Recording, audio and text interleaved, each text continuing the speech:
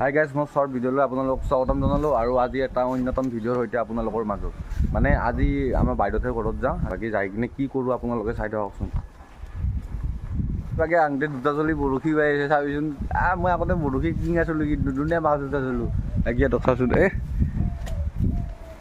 কেৰকুটু চলা তই গাছৰ ওপৰত থাকিব লাগে আছা ক'ত। এবাৰ মই বৰশী বাই আছোঁ, আপোনালোকে চাওক কি উঠাম চাবি হা।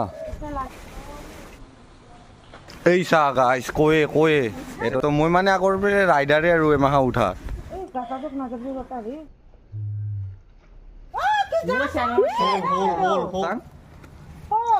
গাইছ এইটো হ'ল কাৰণ মই অলপ কিং না মাষ্টৰ একদম উঠাত 2 কিলো চালা খাটখানে দি দাঙি দিছোঁ। এই চাওক গাইছ মাছ চাওক এমাহা পালোঁ আজি বৰশীত। যদি ভিডিঅ'টো চাই ভাল লাগিল লাইক কমেণ্ট শ্বেয়াৰ আৰু ছাবস্ক্ৰাইব কৰি দিব। আজিলৈ বাই বাই।